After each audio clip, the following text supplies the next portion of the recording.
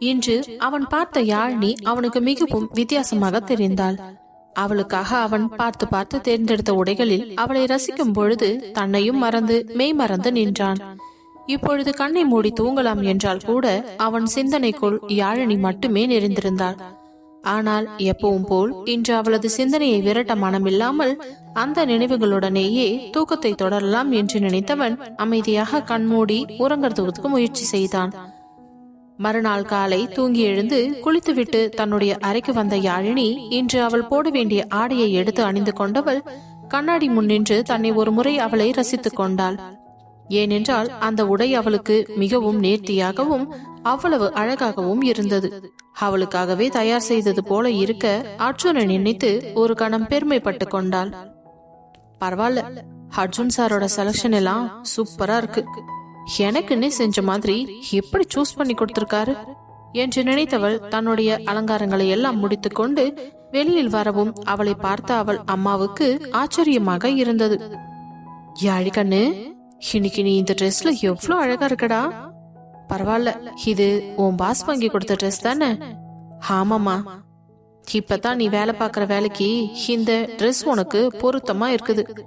என் பொண்ணுக்கு இன்னைக்கு எத்தனை பேரோட கண்ணு விழ போகுதோ தெரியல என்று திருஷ்டியை கழித்து கொண்டிருக்க அப்பொழுது உள்ளே வந்த அவளுடைய அப்பாவோ யாழி என்று அழைக்க, அப்பா, நேத்து நைட்டு உங்களை பார்க்கவே முடியல, சீக்கிரம் தூங்கிட்டீங்களா? ஆமாமா, நேத்து மாத்திரை போட்டு படுத்தனா என்னன்னே தெரியல, ரொம்ப அலுப்பா இருந்துச்சு, அதான் சீக்கிரமா தூங்கிட்டேன். காலையில தான் அம்மா விஷயத்த சொன்னாங்க. அப்பா, இது என்னோட புது ட்ரெஸ் நல்லா இருக்கா? சான்ஸே இல்லம்மா, சூப்பரா இருக்குது. உன் பாஸுக்கு நல்ல டேஸ்ட் தான். சரி, மணியாச்சுப்பா, நான் ஆபீஸ் கிளம்புறேன். யாழினி, ஒழுங்கா சாப்பிட்டு கிளம்பு. இல்லம்மா, கார் வந்துரும். அதெல்லாம் ஒன்னும் பிரச்சனை இல்ல, ஒரு 2 நிமிஷம் ஆகுமா, நீ உட்காரு என்று சுட சுட தோசையை சுட்டு கொண்டு வந்து அவளிடம் வைக்க அவளோ கடகடவென்று சாப்பிட்டுக் கொண்டிருந்தவள், இந்நேரம் அர்ஜுன் சார் சாப்பிட்டுருப்பாரா என்று மனதுக்குள் தோன்ற, ச்சே, நான் ஏன் இப்படி எல்லாம் நினைக்கிறேன்? அவர் சாப்பிட்டா எனக்கு என்ன, சாப்பிடாட்டி எனக்கு என்ன? அது ஏன் கரெக்டா நான் சாப்பிடும் போது எனக்கு இந்த ஞாபகம் வந்துச்சு என்று சிந்தித்தவளுக்கு அதற்கு மேல் ஒரு வாய் கூட சாப்பிட முடியவில்லை. எழுந்து சென்று கை கழுவி விட்டு போக பார்க்க, என்னையாடி, ஒரே தோசையில் எழுந்திருச்சிட்ட, அட்லீஸ்ட் இன்னும் ஒரு தோசையாவது சாப்பிட்டுருக்கலாம்ல. இப்பெல்லாம் வர வர நீ ஒழுங்காவே சாப்பிட மாட்டேங்கிற, இப்படியே போச்சுன்னா உன் உடம்புதான் வீக்கா போயிடும் என்று கூறவும் நேத்து அர்ஜுன் சொன்னது அவளுக்கு ஞாபகம் வந்தது. இப்படியே நேரத்துக்கு சாப்பிடாம இருந்தா ஹாஸ்பிட்டல் பெட்ல போய் படுத்துக்க வேண்டியதுதான் என்று அவன் கொஞ்சம் கோபமாக கூறியது இப்பொழுது அவள் நினைவிற்கு வந்ததும் அவளையும் அறியாமல் அவளது உடத்துக்குள் புன்னகைத்தது. அதை பார்த்த அவளின் அம்மாவோ, யாழி, நீ சிரிக்கும் போது எவ்வளவு அழகா இருக்க தெரியுமா என்றதும் அவள் முகம் செவ்வானம் போல சிவந்து விட்டது. வேகமாக தன்னுடைய பேக்கை எடுத்துக்கொண்டு வெளியில் செல்ல அதே நேரம் அவளுக்கான காரும் தயாராக இருந்தது. அதில் ஏறி புறப்பட்டு தன்னுடைய அலுவலகத்திற்கு சென்றாள். இன்றும் தனக்கு முன்னாலேயே அர்ஜுன் வந்திருப்பானோ என்று ஆர்வமாகவே அலுவலகத்தின் உள்ளே நுழைந்தவள் ரிசப்ஷனிஸ்டிடம், என்ன மேடம், பாஸ் வந்துட்டாரா? இன்னும் இல்ல மேடம், நீங்க தான் ஃபர்ஸ்ட் வந்திருக்கீங்க என்றதும் அவள் முகம் சோர்வடைவதை கவனித்தவள், என்னாச்சு மேம், பாஸ் வரதுக்கு முன்னாடி நீங்க வந்துட்டா சந்தோஷம் தானே படணும், ஆனா உங்க மகன் ஏன் ரொம்ப டல் ஆகுது என்று கேட்டதும் தான், அட கடவுளே, இவ்வளவு ஓப்பனா என்னோட ஃபேஸ் ரியாக்ஷன் காட்டுது. யாழினி, என்னடி பண்ணிக்கிட்டு இருக்க என்று யோசித்தவள் பின்பு ரிசப்ஷன் பெண்ணிடம் கொஞ்ச நேரம் நின்று பேசிக் கொண்டிருந்தாள். அப்பொழுதுதான் அவனுடைய டேபிளில் எதுவும் அரேஞ்ச் செய்யவில்லை என்பது ஞாபகத்திற்கு வர, ஐயோ, நான் வந்து இவ்வளவு நேரமா உங்ககிட்ட நின்னு பேசிட்டு இருக்கனே, ஒரு வார்த்தை சொன்னீங்களா மணியாச்சுன்னு? இப்போ பாஸ் வர்றதுக்குள்ள நான் எல்லாத்தையும் போய் ரெடி பண்ணி வைக்கணும் என்று கூறியவள் வேகமாக ஸ்டெப்ஸ் ஏறி ஓட போனாள். மேடம், எதுக்காக ஸ்டெப்ல போறீங்க? அதான் லிஃப்ட் இருக்குது இல்ல? ஆமால, அவசரத்துல அண்டாக்குள்ள கைவிட்டா கூட எதுவும் கிடைக்காதுன்னு சொல்லுவாங்க, நான் வேற அந்த ஞாபகத்திலேயே ஓடிட்டேன் என்றவள் மீண்டும் லிப்டிற்குள் நுழைந்து அவள் செல்ல வேண்டிய தளத்தின் பட்டனை அழுத்திவிட்டு லிப்ட் நின்றவுடன் வேகமாக அர்ஜுனின் அறைக்குள் நுழைந்தவள் அவன் டேபிளில் நேற்று போட்டது போட்டபடி கிடந்ததை எல்லாம் மாற்றி அழகாக அடுக்கி வைத்துவிட்டு அவனுடைய சிஸ்டத்தையும் ஆன் செய்து பிறகு ஏசியை போட்டு மிதமான டெம்பரேச்சரில் ஆன் செய்து வைத்தாள். பின்பு அவனுக்கு மிகவும் பிடித்த பிளேவரிலான அந்த ரூம் ஸ்ப்ரேவையும் ஆன் பண்ணியவள், எல்லாம் சரியாக இருக்கிறதா என்று ஒரு முறை பார்த்தவளுக்கு அனைத்தும் சரியாக இருப்பது போல தோன்றவே ஒரு நிமிடம் அங்கேயே நின்று யோசித்துக் கொண்டிருந்தாள். இந்த ரூம் ஸ்ப்ரே எல்லாம் எதுக்குதான் யூஸ் பண்றாங்களோ தெரியல.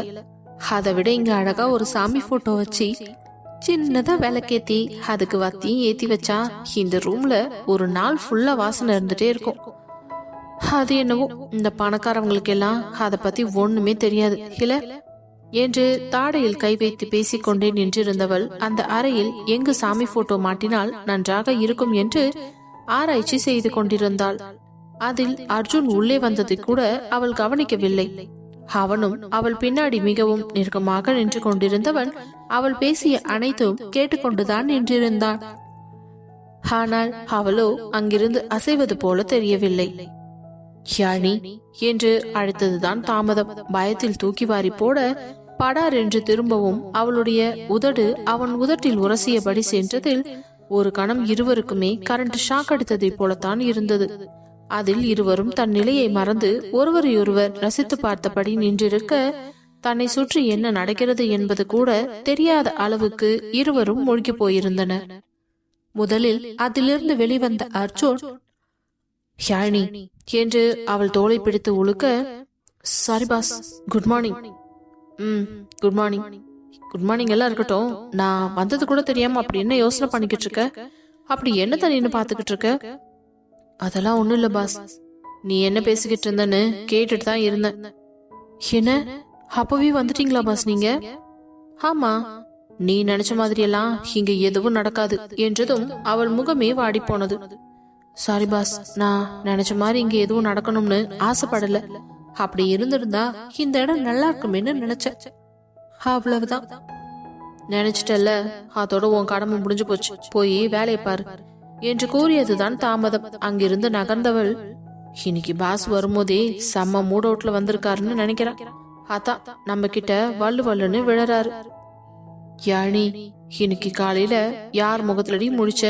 வந்ததும் வராததுமா இப்படி திட்டு வாங்கி தொலைச்சிருக்க என்று நினைத்தவள் அப்பொழுதுதான் தன்னுடைய உடையை குனிந்து பார்த்து விட்டு, இன்னைக்கு பாஸ் வாங்கி கொடுத்த ட்ரெஸ்ஸ ஆசையா போட்டுட்டு வந்தேன்.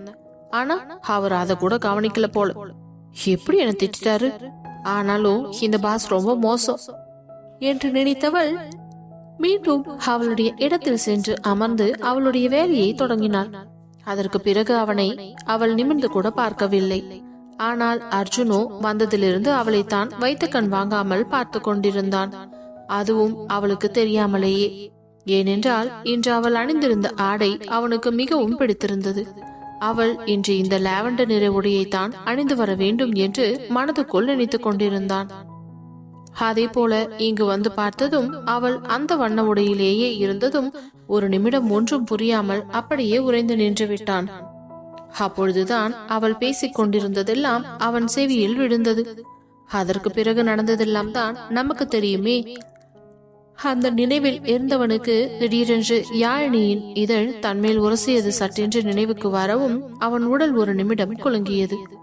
ஆனால் இதை அறியாத யாழினியோ, பாஸ் காலையிலேயே நம்மள திட்டாரு என்ற வருத்தத்தில் அவள் அமைதியாக வேலையை பார்க்க தொடங்கினாள். பிறகு அவனிடம் சைன் வாங்க வேண்டிய ஃபைல்களை எல்லாம் எடுத்துக்கொண்டு வந்து மேசையில் வைத்தவள், பாஸ் என்று அழைக்க, என என்று அவளை நிமிர்ந்து பார்க்காமலேயே கேட்டான். ஏனென்றால் அவளை நிமிர்ந்து பார்த்தாலேயே அவன் தடுமாறித்தான் போகிறான். இது இருவருக்குமே நல்லதல்ல என்று நினைத்தவன் அமைதியாக இருக்க, இந்த ஃபைல்ல உங்களோட சைன் வேணும் பாஸ், நீங்க சைன் பண்ணிட்டீங்கன்னா இதெல்லாம் அனுப்பிடலாம். ஓகே என்றவன் அந்த ஃபைலை வாங்கி ஒரு முறை சரிபார்த்து விட்டு அனைத்து ஃபைலிலும் சைன் பண்ணி கொடுத்தான். அதை வாங்கி கொண்டவள் மீண்டும் அங்கிருந்து நகரும் பொழுது மனதுக்குள் தைரியத்தை வரவழைத்துக் கொண்டு, பாஸ் என மீண்டும் அழைக்க அப்பொழுதும் நிமிராமலேயே என்ன என்று கேட்டான். இன்னைக்கு நீங்க ரொம்ப கோவமா இருக்கீங்களா என்றதும் ஒரு நிமிடம் ஒன்றும் புரியாமல் அவளை நிமிர்ந்து பார்த்தவன், என்ன யாழினி உளறிக்கிட்டு இருக்க? இல்ல பாஸ், வந்ததுல இருந்தே நீங்க என்ன திட்டிக்கிட்டே இருக்கீங்கல்ல, அதனாலதான் கேட்டேன் என்று அவள் முகத்தை சோகமாக வைத்துக் கொண்டு கூற, அது அவனுக்கு ஏதோ கொஞ்சம் வேதனையாகத்தான் இருந்தது. இருந்தாலும் அவளிடம் இருந்து தான் தள்ளி இருக்க வேண்டும் என்று நினைத்து இப்படி அவனுக்கே ஒரு தண்டனையை கொடுத்து கொண்டிருக்கிறான். இதில் எங்கிருந்து அவளிடம் நல்ல முறையில் பேசுவது? தேவையில்லாததெல்லாம் பேசிக்கிட்டு இருக்காம போய் இன்னைக்கு உன்னோட வேலை என்னவோ அதை மட்டும் பாரு. இங்க நீ வேலை செய்யறதுக்கு தான் உனக்கு சம்பளம் கொடுக்கற, என்ன கேள்வி கேட்கறதுக்கு இல்ல, புரியுதா என்று கோபமாக கத்த கண்கள் கலங்கியபடியே ஓகே பாஸ் என்று தலையை மட்டும் ஆட்டிவிட்டு அங்கிருந்து செல்ல நினைத்தவள் மீண்டும் ஒரு முறை அவனை நிமிர்ந்து பார்த்து தேங்க்யூ பாஸ் என்றாள். எதுக்கு என்பது போல் அவன் நிமிர்ந்து பார்க்க, இல்ல அது எனக்கு புரிய வச்சதுக்கு ரொம்ப தேங்க்ஸ் என்று கூறிவிட்டு அவளுடைய வேலையை பார்க்க போய்விட்டாள். போகும் அவளையே வேதனை நிறைந்த மனதோடு பார்த்து கொண்டிருந்தான். அவள் கண்களில் இருந்து வந்த கண்ணீரை மட்டும் அவனால் தாங்கிக் கொள்ளவே முடியவில்லை.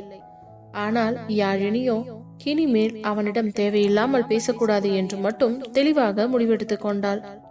நம்ம வாண்டடா போய் பேசுறதுனால தான் நம்மள ரொம்ப சீப்பா நினைச்சிட்டார் போல இருக்குது. எப்படி எரிஞ்சு எரிஞ்சு விழுறாரு. நான் இப்போ என்ன தப்பு பண்ணிட்டேன்? இது அவர் வாங்கி கொடுத்த ட்ரெஸ் தானே, அட்லீஸ்ட் ஒரு வார்த்தை இது உனக்கு நல்லா இருக்குதுன்னு சொன்னா என்ன வந்துட போகுது? எவ்வளோ ஆசையா போட்டுட்டு வந்தேன், இப்படி என்ன புலம்புற மாதிரி ஆக்கிட்டாரே என்று நினைத்தவளுக்கு மண்டையெல்லாம் இரண்டாக பிளந்து விடுவது போல வழி எடுக்க தனது வாட்சில் மணியை பார்த்தாள். அது 12 மணி என்று காட்டிக் கொண்டிருக்க மெதுவாக தன் கேபினில் இருந்து எழுந்தவள், பாஸ் நான் கொஞ்சம் கேண்டீன் வரைக்கும் போயிட்டு வந்துடுறேன். எதுக்கு? எனக்கு ரொம்ப தலைவலியா இருக்கு, நான் போய் ஒரு காஃபி சாப்பிட்டுட்டு வந்துடுறேன். அப்படியா? அப்படின்னா உள்ள போய் காஃபி போட்டு எனக்கு எடுத்துட்டு வா, அதுக்கப்புறமா நீ போய் காஃபி குடிச்சா போதும் என்று கூறவும், சரியான ராட்சசன், ஹீகோ புடிச்சவன் என்று புலம்பிக் கொண்டே அந்த அறைக்குள் நுழையும் பொழுது அவளை பின்னால் இருந்து பார்த்து ரசித்தவன், நீ எதுக்கு கேண்டீனுக்கு போகிறதுக்கு நினைக்கிறன்னு எனக்கு தெரியாதா? உன் ஃப்ரெண்டு இந்நேரம் கேண்டீனுக்கு போயிருப்பா. எப்படியாவது அவகிட்ட போய் பேசணும்னு தானே இங்க இருந்து ஓட பாக்குற? தெரியுண்டி எனக்கு உன்னை பத்தி என்று நினைத்து கொண்டு மீண்டும் அவனுடைய வேலையை பார்க்க தொடங்கினான். அதே நேரம் யாழினி காஃபி போட்டு அவனிடம் கொண்டு வந்து கொடுத்து விட்டு, பாஸ் நான் போகவா? Just 10 minutes. புரியல பாஸ். 10 மினிட்ஸ்க்குள்ள நீ திரும்ப இந்த கேபின்குள்ள இருக்கணும், அவ்வளவுதான். பாஸ் அட்லீஸ்ட் ஒரு 15 மினிட்ஸ் ஆவது கொடுக்கலாம்ல? நோ வே. 10 மினிட்ஸ்ல வர மாதிரி இருந்துச்சுன்னா கிளம்பு, இல்லனா எங்கேயும் போக வேண்டாம், போய் வேலையை பாரு. ஓகே பாஸ் என்றவள் அவனுடைய பதிலை கூட எதிர்பார்க்காமல் போனை மட்டும் கையில் எடுத்துக்கொண்டு கடகடவென்று கதவை திறந்து கொண்டு வெளியே ஓடியவள் நேராக கேண்டீன் வாசலில் சென்றுதான் நின்றாள். அங்கே பார்க்கும் பொழுது காவ்யா அமர்ந்து தனியாக காஃபி கொடுத்து கொண்டிருந்தாள். இவளை பார்த்தவுடன், ஏய் யாழினி, இன்னைக்கு நீ கேண்டீனுக்கு வருவேன்னு நான் எதிர்பார்க்கவே இல்லடி. என்னைக்கு பாத்ரூமுக்கு உன்னோட கேபின் ஷிஃப்ட் ஆனுச்சோ அப்பத்துல இருந்து நீ என் கூட கேண்டீனுக்கு வர்றதே இல்ல, லஞ்சுக்கும் வர்றது கிடையாது. ரொம்ப பிஸி ஆயிட்டியாடி. என்ன பண்றது, அந்த மனுஷன் தான் என்ன அங்க இங்க நகரவே விட மாட்டாரே. இப்ப கூட ரொம்ப தலைவலியா இருக்கு, நான் போய் ஒரு காஃபி சாப்பிட்டு வரேன்னு சொன்னதுக்கு ஃபர்ஸ்ட் எனக்கு காஃபியை போட்டு கொடுத்துட்டு அப்புறமா நீ போன்னு சொல்றாரு.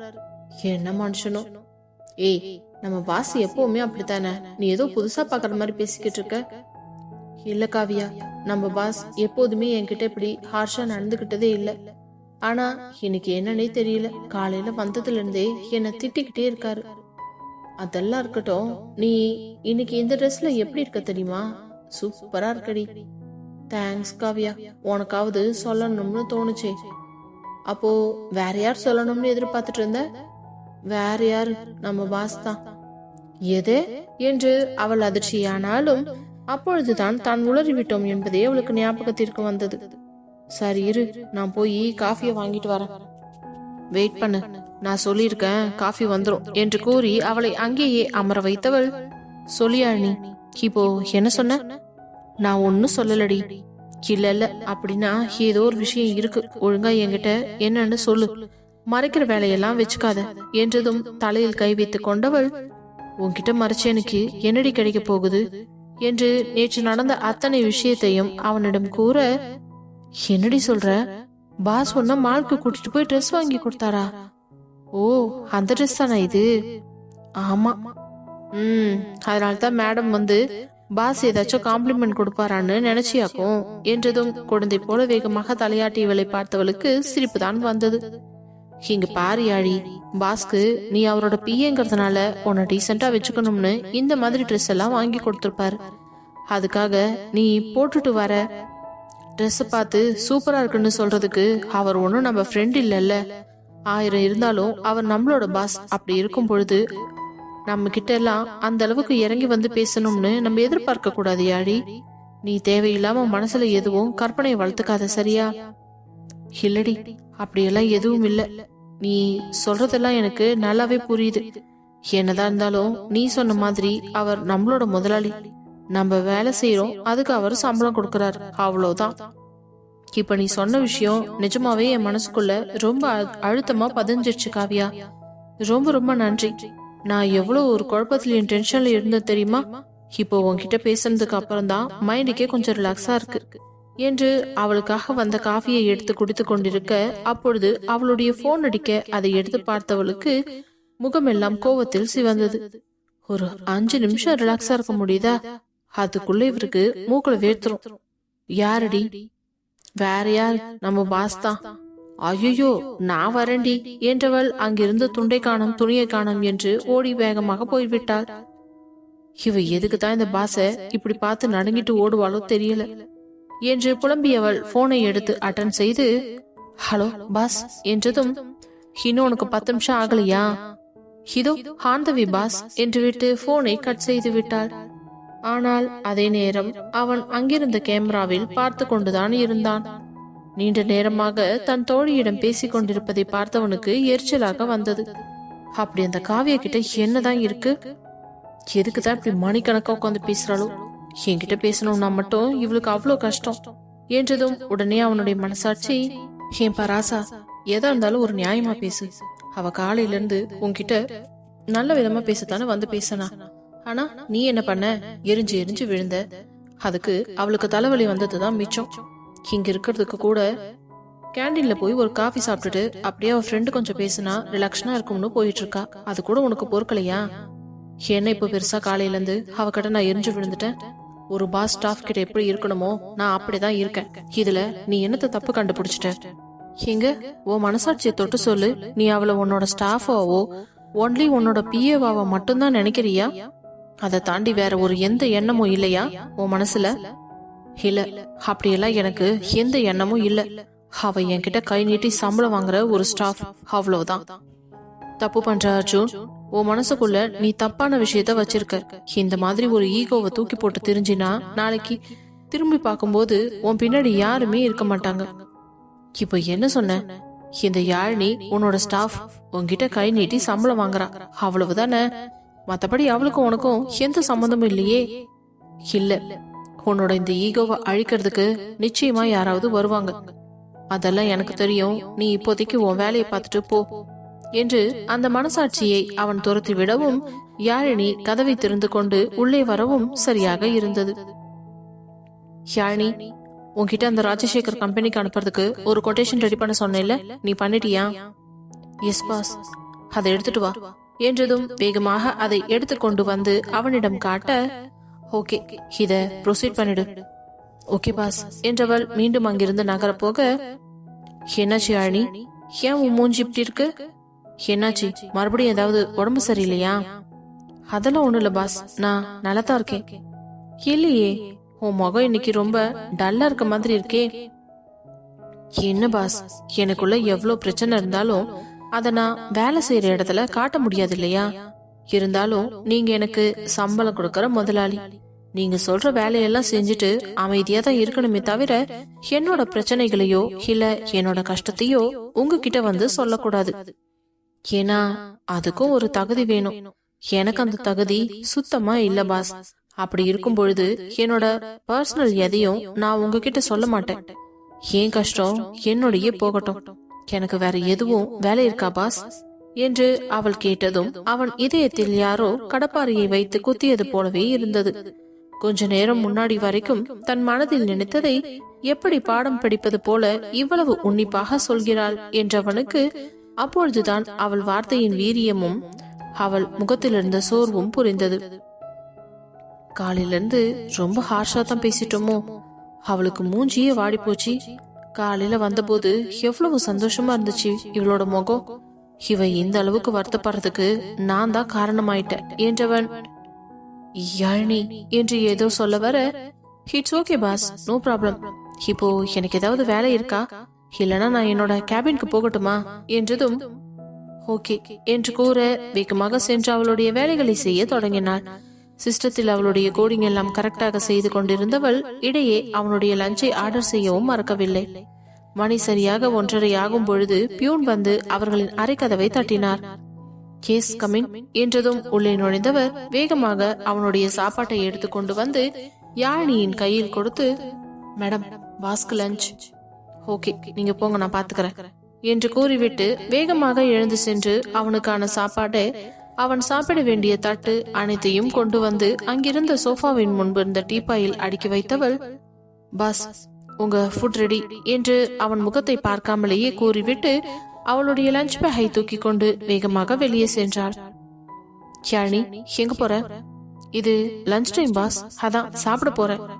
இது லஞ்ச் டைம்னு எனக்கும் தெரியும், இன்னைக்கு நீ என் கூடவே உட்காந்து சாப்பிடு. இல்ல பாஸ், இருக்கட்டும், பரவாயில்ல என்றதும் எழுந்தவள் அருகே வந்தவன், நான் பேசுறது உனக்கு புரியுதா இல்லையா? நான் சொன்னா சொல்றத மட்டும்தான் நீ செய்யணும். எனக்கு புரியுது பாஸ், ஆனாலும் இது லஞ்ச் டைம். இந்த டைம்ல நான் உங்க கூடவே இருக்கணும்னு எந்த அவசியமும் கிடையாது. அதுவும் இல்லாம எனக்கு இங்க உட்கார்ந்து சாப்பிடுறது கொஞ்சம் அன்கம்ஃபர்டபுளா இருக்கும்.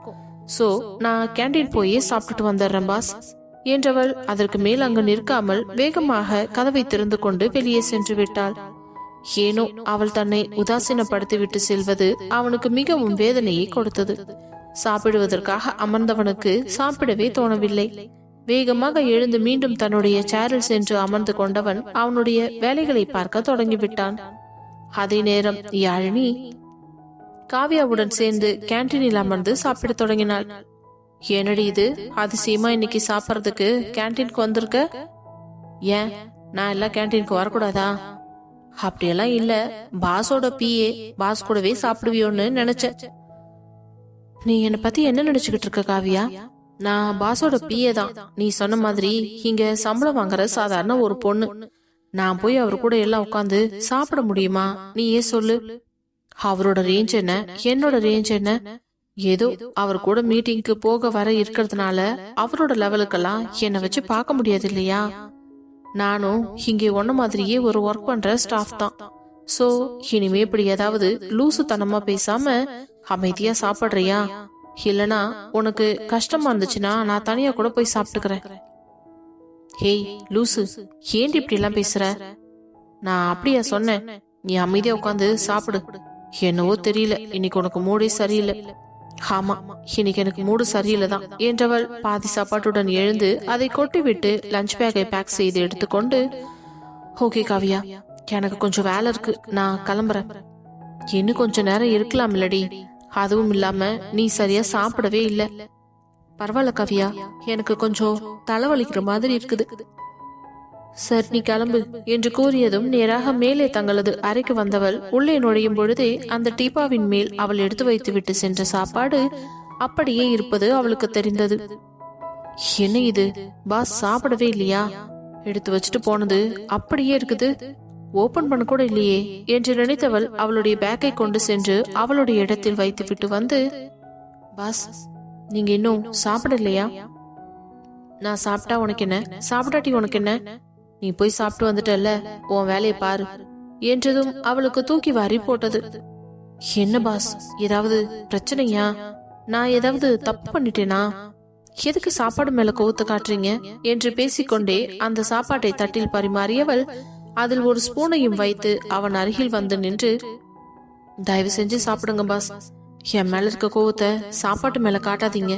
நீங்க இப்படி சாப்பிடாம இருந்தீங்கன்னா எனக்கு ரொம்ப ஹர்ட் ஆகுது என்றதும் அவள் முகத்தையே ஒரு நிமிடம் உற்று பார்த்தவன் வேறு எதுவும் பேசாமல் அவள் கையில் எடுத்த தட்டை வாங்கி கடகடவென்று சாப்பிட ஆரம்பித்தான்.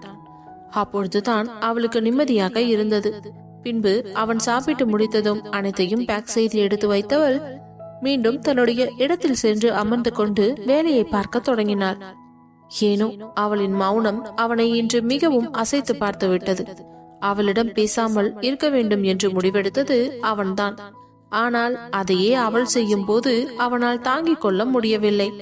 அவனும் வேண்டுமென்றே அவளை அழைத்து அது இது என்று கேட்டுக்கொண்டிருக்க அப்பொழுதும் வேலையை பற்றி மட்டும் பேசிவிட்டு அங்கிருந்து நகர்ந்து விட்டாள்.